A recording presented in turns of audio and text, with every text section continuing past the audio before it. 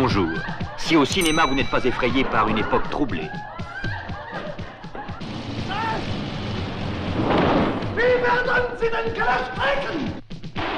Rassurez-vous, Madame Bourdelle, c'est français, c'est la police française. Des personnages ambigus, des passions exacerbées. Oh, crétinus!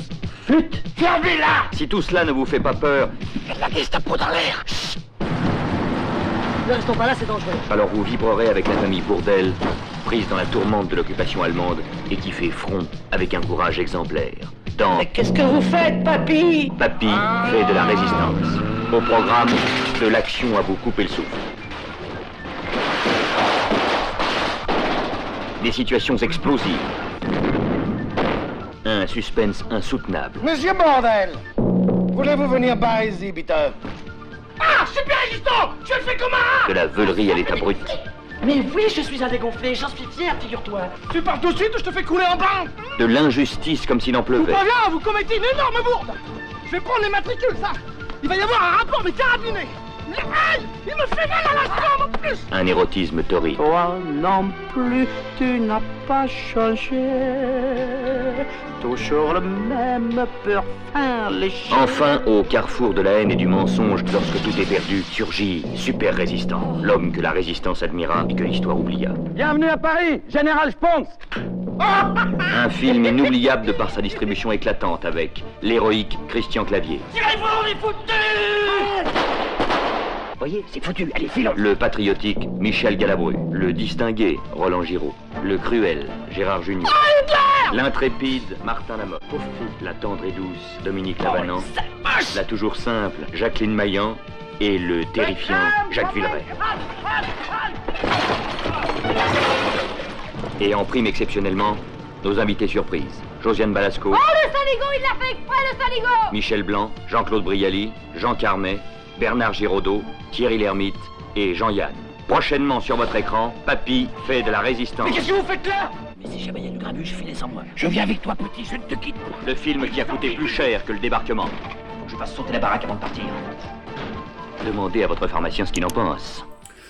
Bonjour, c'est Pascal Tréfingui, comment allez-vous? Aujourd'hui, nous allons voir le deuxième scénario imaginé par la Fondation Rockefeller. Vous le savez, en effet, la Fondation Rockefeller a émis en 2010 un document où elle nous propose 4 scénarios pour l'établissement d'un nouvel ordre mondial, d'un gouvernement mondial dont évidemment la famille royale d'Angleterre et les 12 familles de sang des Illuminati venus tout droit de Babel pour reconstruire leur tour, seraient tout simplement les dirigeants. Ce nouvel ordre mondial sous la présidence de l'ONU, l'Organisation des Nations Unies, au niveau tous les niveaux, au niveau politique, serait aussi secondé au niveau militaire par des forces en noir du monde entier, puis évidemment par la Banque des règlements internationaux qui se trouve en Suisse, qui est la propriété de la Banque Rothschild et dans lequel ils ont mis la plupart de leur argent, puisque ce qu'ils veulent, c'est flinguer, donc après avoir flingué l'économie réelle avec cette fake pandémie du couillonovirus, la deuxième étape en réalité c'est de flinguer l'économie bancaire à l'horizon 2029. Alors c'est ce qui va se passer pour 2029, une disparition de la monnaie cash et l'apparition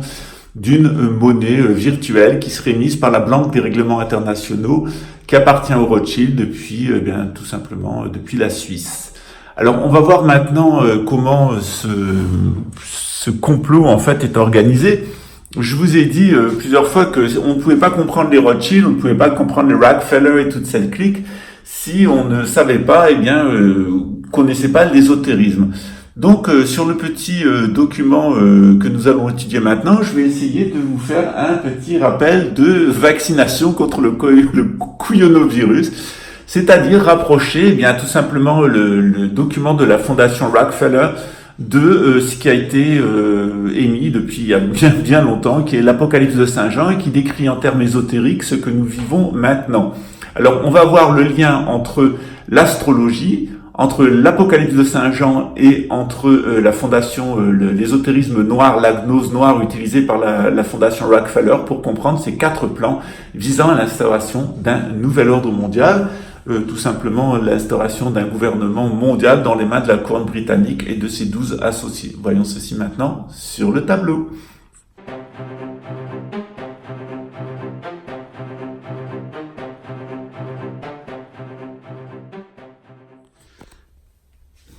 Dans ce qu'on présente la gnose, eh bien, je vous dis souvent, il y a tout simplement, eh bien, 12 étoiles qui sont très importantes, 12 constellations qui sont importantes, qui sont les 12 constellations du zodiaque. Hein. Vous les trouvez ici, les 12 constellations du zodiaque. Au milieu, les 9 étoiles polaires. Et ces 12 constellations du zodiaque, eh bien, il y en a tout simplement 4 qui sont fixes en permanence et qui sont les plus lumineuses du ciel. C'est la constellation du Lion, la constellation du Scorpion, la constellation du Verseau et la constellation du Taureau. Cette structure, elle se retrouve plusieurs fois dans la Bible, hein, notamment dans l'Apocalypse de Saint Jean, mais aussi la vision d'Ézéchiel. Elle est tout simplement une vision qui correspond au macrocosme, mais aussi à l'intérieur de l'être humain dans le microcosme. Tout simplement, le lion qui est attaché au cœur, le scorpion à la sexualité, le Verseau à tout le système digestif, et puis le taureau à tout le système osseux, et en particulier au crâne. Voilà.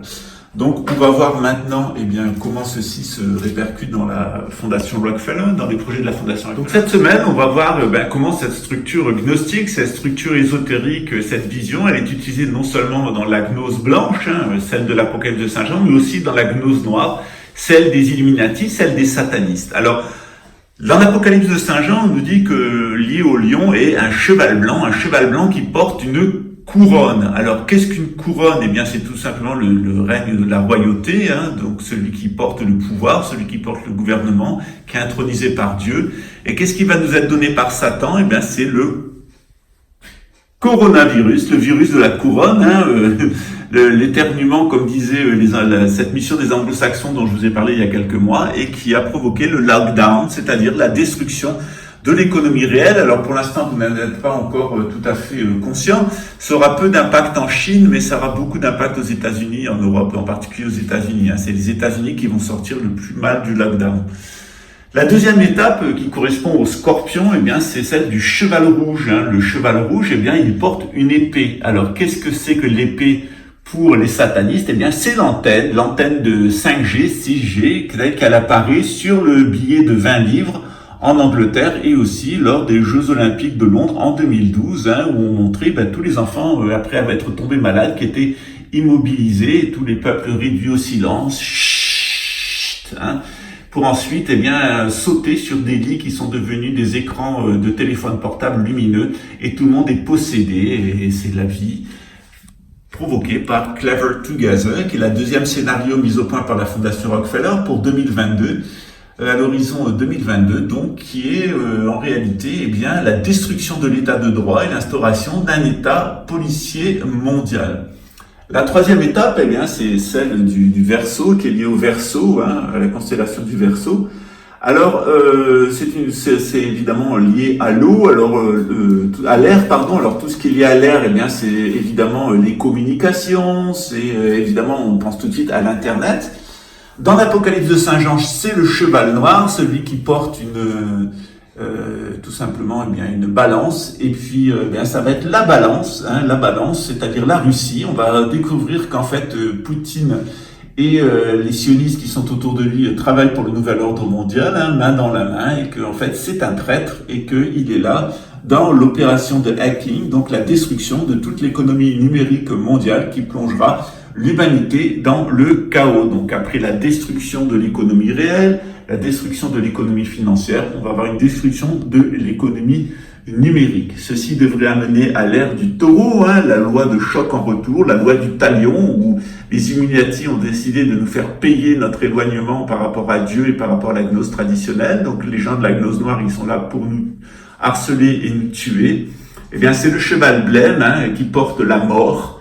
Et la mort, elle sera portée par le quatrième scénario de la Fondation Rockefeller, c'est-à-dire Smart Scramble, c'est-à-dire une pandémie, enfin plutôt une grippe, plutôt une fin mondiale, c'est-à-dire après la maladie, la fin mondiale, hein, c'est-à-dire l'humanité va mourir de faim et prévoit donc 6 milliards de morts en tant que châtiment. Donc on a le châtiment qui est lié au taureau, à l'élémentaire, c'est le châtiment de Dieu qui s'abat sur la terre et que les Illuminati se proposent eh bien, de servir et d'être les instruments en tant que vecteurs de la mort. Voilà. Donc on a les 4 cavaliers de l'Apocalypse qui sont liés aux 4 constellations du zodiaque les plus importants qui sont liés aux 4 éléments. Donc on retrouve toute la structure gnostique, sauf que dans le scénario de la fondation Rockefeller, eh bien le couillonovirus, le virus de la couronne, correspond au lockdown. La technologie militaire de la 5G, de la 6G, donc avec Clever Together. Alors Clever Together, ça veut dire intelligent ensemble. Alors on est chez des satanistes, donc il faut tout inverser. Ça veut dire Together, ça veut dire que ça va être l'individualisme forcené, la distanciation sociale, la traque sur les réseaux, etc. Les individus doivent être de plus en plus isolés, et Clever parce que c'est intelligent, on aura l'inverse, c'est-à-dire rendu con.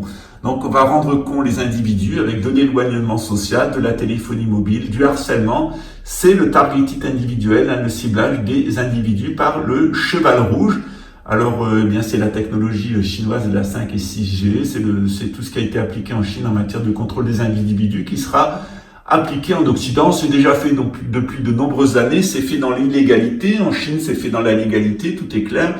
Mais en Occident, c'est fait dans l'illégalité par les bâtards des services de renseignement qui sont entièrement dévoués au nouvel ordre mondial et qu'il faudra évidemment exterminer eux et leurs familles afin qu'il ne reste rien de ces fils de chiens de l'histoire qui, comme d'habitude, sont les collabos du système, la racaille républicaine recrutée depuis 1791 dans les ruisseaux et les pires familles de France et de Navarre. Ensuite, eh bien, on a hacking, c'est-à-dire avec le cheval noir, c'est le Verseau, c'est la communication, la pollution des airs, c'est-à-dire des mouvements informatiques mondiaux par un traître. Ce traître, c'est évidemment Vladimir Poutine, qui est le traître au nouvel ordre mondial, en tout cas présenté comme tel, mais en réalité qui en est totalement un agent. Et puis la phase finale, avec le taureau, eh bien, ça sera Smart Scramble, c'est-à-dire une fin mondiale avec une désorganisation totale de la production de nourriture, qui a été permis d'ailleurs par l'effondrement de l'économie réelle, donc tout pourri dans les champs, la destruction des flux financiers qui va compliquer beaucoup la mondialisation de l'agriculture, ensuite la destruction de l'informatique qui va ruiner tous les systèmes d'échange de nourriture, et au final une désorganisation totale de la production de nourriture pour provoquer une famine mondiale et amener au châtiment de l'humanité qui, en fait, en s'éloignant de la gnose, en s'éloignant de Dieu, est tombée dans les mains de Satan et des satanistes. Travailler pour Satan, cher bâtard des services de renseignement inféodés au nouvel ordre mondial, eh bien, c'est mourir en cette vie et aller en enfer à la suite. Et c'est ce qui vous attend. Mais en attendant, vous nous aurez bien fait chier. Donc, aujourd'hui, on va étudier en particulier Clever Together, c'est-à-dire le cheval rouge, avec eh bien les antennes de téléphonie mobile de la 5 et de la 6G, c'est-à-dire la technologie de guerre, de ciblage, telle qu'on l'a décrit toute la semaine dernière dans nos études sur la psychotronique. Voilà, ceci ayant été fait, on va encore en dire quelques mots, mais on va passer au hacking mercredi, c'est-à-dire au hacking de l'économie mondiale, de l'économie numérique, et on va voir le rôle que va jouer la Chine dans cette entrée dans l'ère du Verseau, dans cette ère des communications, et comment toutes les communications mondiales vont être détruites, soi-disant, par les Russes. Alors ça, voilà, on le verra demain. Aujourd'hui, on va revenir un petit peu sur les Jeux Olympiques de Londres, dont on n'a pas le droit de diffuser des images, mais qui étaient pourtant claires, puisqu'on vous annonçait le coronavirus, et puis ensuite la technologie 5G, et puis ensuite la fin, c'est-à-dire que vous allez devenir des bons petits zombies, hackés totalement mentalement, et puis vous allez mourir de faim comme les enfants de Londres. Bienvenue dans le nouvel ordre mondial du châtiment tel qu'il est décrit par l'Apocalypse de Saint Jean, et dans l'intégralité en miroir inversé des documents de la pseudo-élite. Alors, on l'aura compris, cette vision inversée des 4 cavaliers de l'Apocalypse, c'est en réalité une vision satanique, en fait, des 5 principes métaphysiques, c'est-à-dire le principe central, le pôle, l'axe, avec le Christ entouré des 4 évangélistes. Eh bien, dans le satanisme, ce sont donc les 4 phases, voulues par la couronne britannique et ses 12 associés. Donc, on a au centre la couronne britannique avec l'antéchrist, et puis autour, 4 principaux événements, 4 cavaliers qui vont amener, l'anti-Jérusalem céleste, c'est-à-dire le nouvel ordre mondial, le règne de l'antéchrist, qui durera très peu de temps puisqu'il sera remplacé par la Jérusalem céleste, dont voici le plan métaphysique et constellaire.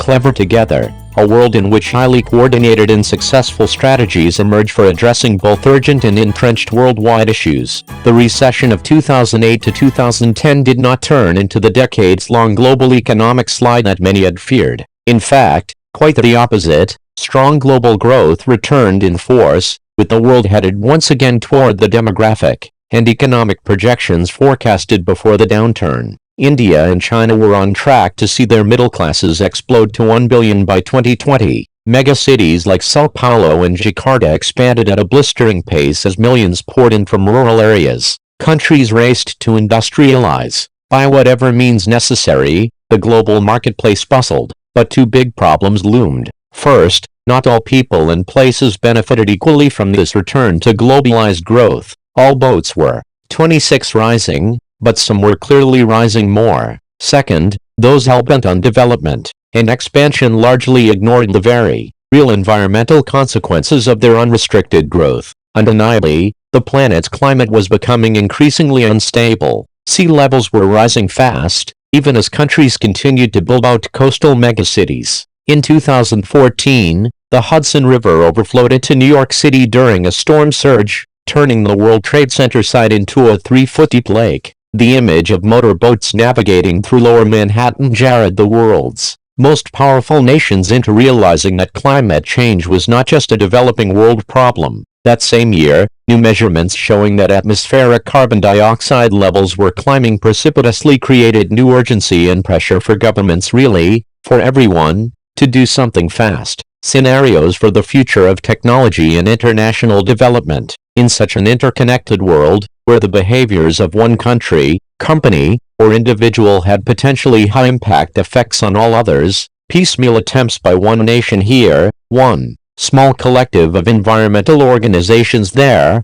would not be enough to stave off a climate disaster, or, for that matter, to effectively address a host of other planetary-scale problems. But highly coordinated worldwide strategies for addressing such urgent issues just might. What was needed was systems thinking, and systems acting, on a global scale. International coordination started slowly, then accelerated faster than anyone had imagined. In 2015, a critical mass of middle-income and developed countries with strong economic growth publicly committed to leveraging their resources against global-scale problems, beginning with climate change. Together, their governments hashed out plans for monitoring and reducing greenhouse gas emissions in the short term and improving the absorptive capacity of the natural environment over the long term. In 2017, an international agreement was reached on carbon sequestration. By then, most multinational corporations had a chief carbon officer, and intellectual and financial resources were pooled to build out carbon capture processes that would best support the global ecosystem. A functioning global cap-and-trade system was also established. Worldwide, the pressure to reduce waste and increase efficiency in planet-friendly ways was enormous. New globally coordinated systems for monitoring energy use capacity, including smart grids and bottom-up pattern recognition technologies, were rolled out. These efforts produced real results. By 2022, new projections showed a significant slowing in the rise of atmospheric carbon levels. Inspired by the success of this experiment in collective global action, large-scale coordinated initiatives intensified. Centralized global oversight and governance structures sprang up, not just for energy use but also for disease and technology standards. Such systems and structures required far greater levels of transparency, which in turn required more tech-enabled data collection, processing, and feedback. Enormous,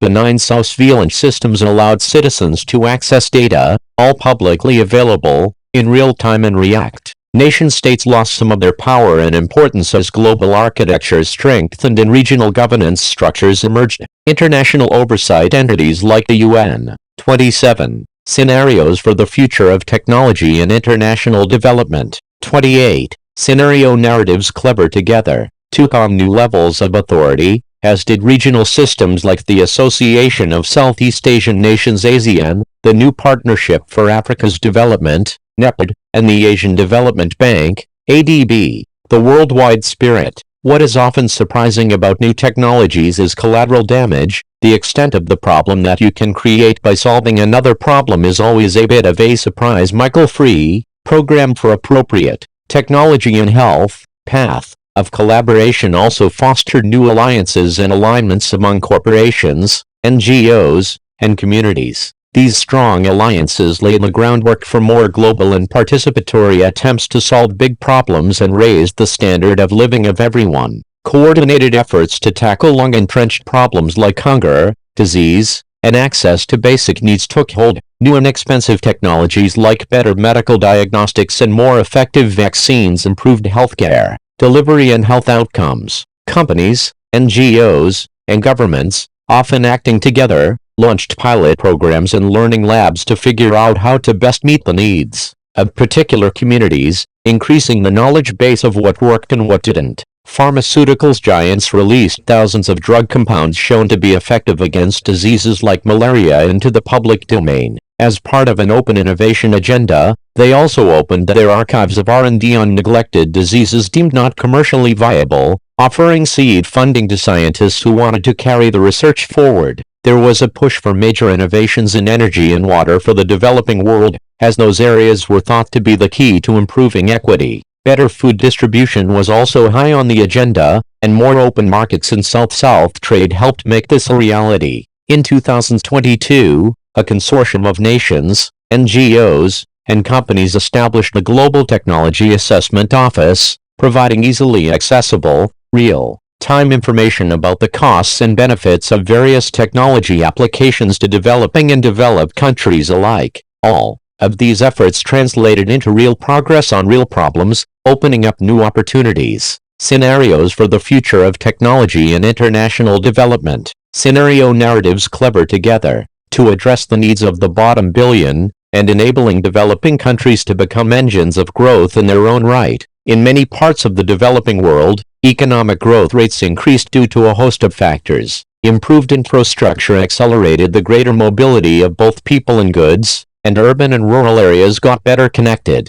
In Africa, growth that started on the coast spread inward along new transportation corridors. Increased trade drove the specialization of individual firms and the overall diversification of economies. In many places, traditional social barriers to overcoming poverty grew less relevant as more people gained access to a spectrum of useful technologies, from disposable computers to do-it-yourself DIY windmills. Given the circumstances that forced these new heights of global cooperation and responsibility, it was no surprise that much of the growth in the developing world was achieved more cleanly and more greenly. In Africa, there was a big push for solar energy, as the physical geography and low population density of much of the continent enabled the proliferation of solar farms. The Desertic initiative to create massive thermal electricity plants to supply both North Africa and, via undersea cable lines, Southern Europe was a huge success. By 2025, a majority of the electricity in the Maghreb was coming from solar, with exports of that power earning valuable foreign currency. The switch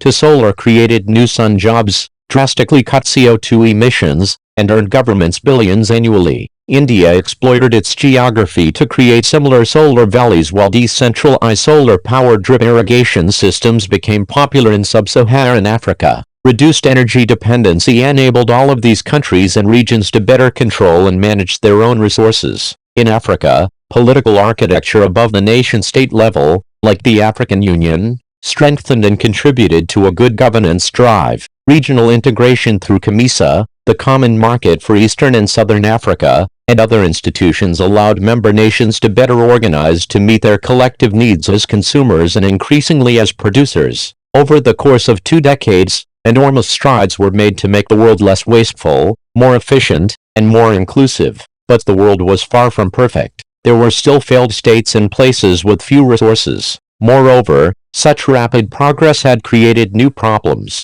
Rising consumption standards unexpectedly ushered in a new set of pressures. The improved food distribution system, for example, generated a food production crisis due to greater demand. Indeed, demand for everything was growing exponentially. By 2028, despite ongoing efforts to guide smart growth, it was becoming clear that the world could not support such rapid growth forever. Scenarios for the future of technology and international development. Scenario narratives. Clever together. Headlines in Clever together. Global economy turns the corner. 2011. Radical U.S. and China emission targets signal new era in climate change negotiations. 2015. A first. U.S. solar power cheaper than coal. 2020 shortages loom. 2027. InfoCruncher is grad's job of choice as data Erdogan's. 2016. Consortium of Foundations launches third green revolution as food.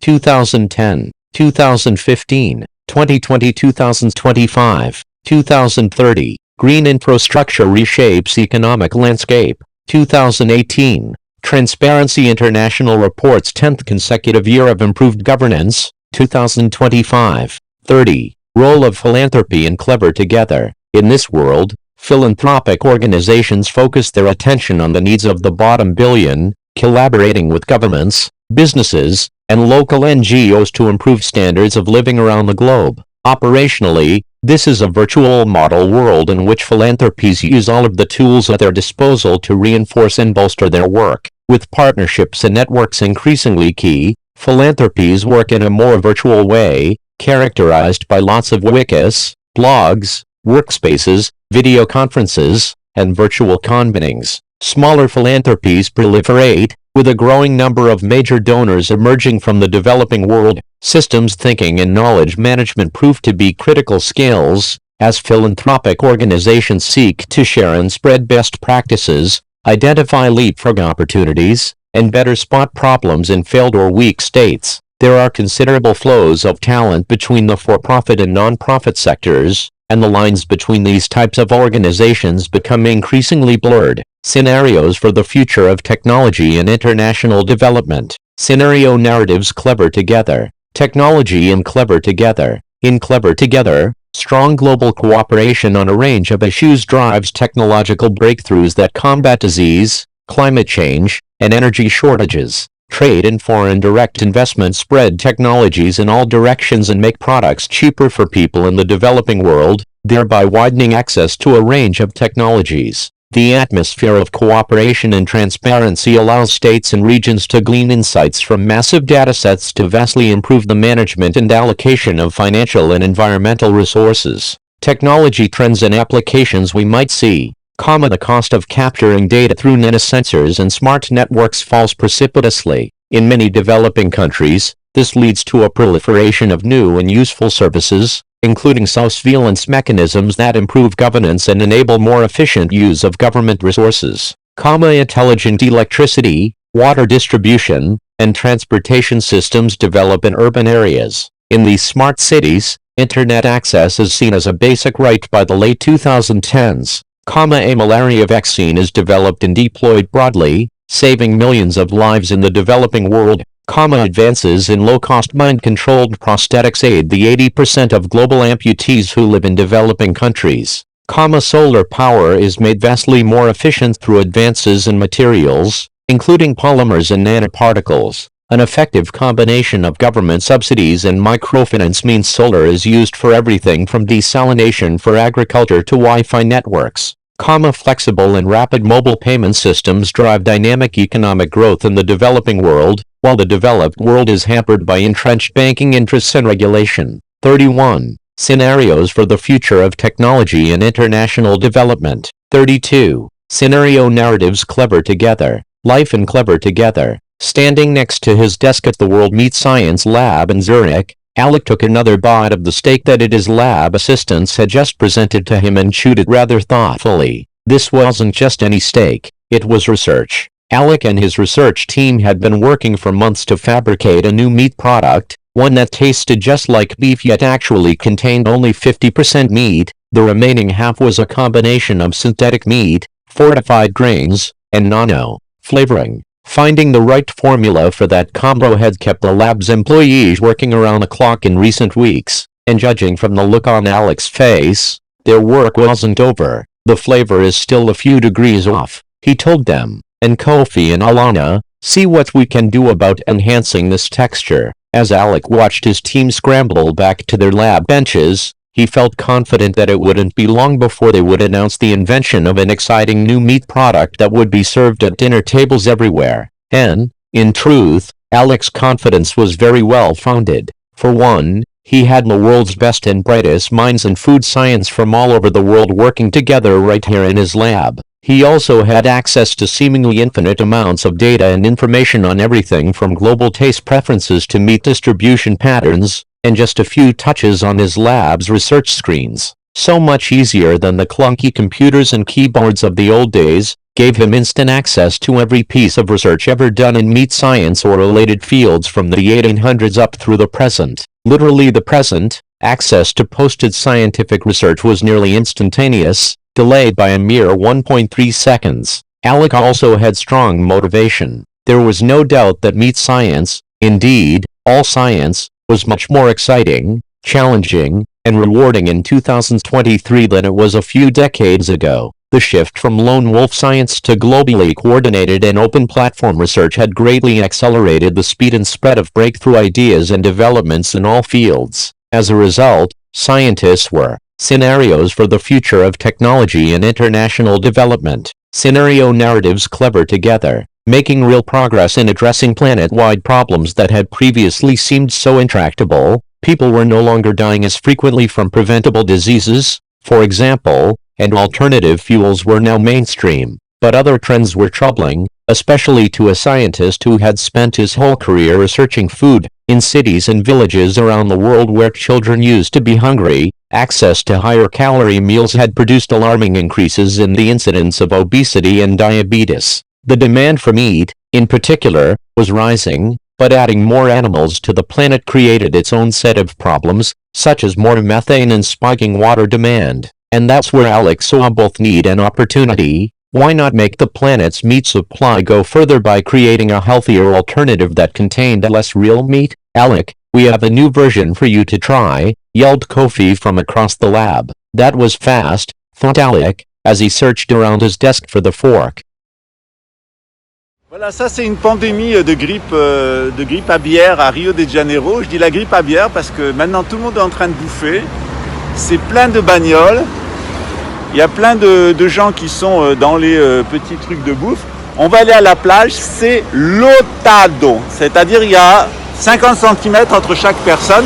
Ça c'est la quarantaine à Rio de Janeiro. Viva Brasil! Bonjour, c'est David du Pinceste. Je suis à Rio de Janeiro. Il y a des milliards de morts qui sont morts du Covid-19. J'ai peur. Comme vous voyez, il n'y a personne. Tout le monde a peur de son Covid-19 et rester à la maison.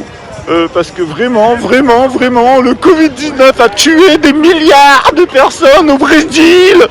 C'était David Maison du Pinceste, abruti sur Internet. Bonjour, c'est Maison du Pinceste. Je suis à Rio de Janeiro, comme tout le monde le voit. On est le 13 février. Il fait froid. C'est très froid. C'est très froid. C'était David Maison du Pinceste, envoyé spécial à Yor des Jarrons. Intelligent, moi.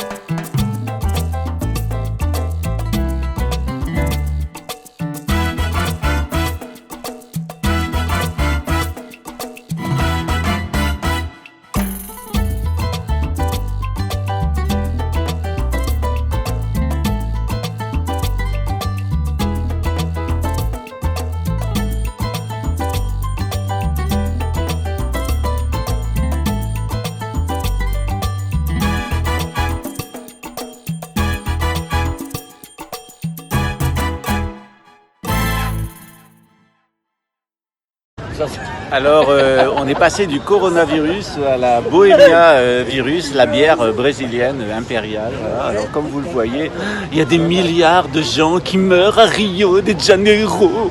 Oh, je vais rester à la maison parce que le 22 juin, je serai peut-être mort du Covid 29, 48, 17. C'était David Maison du Pinceste.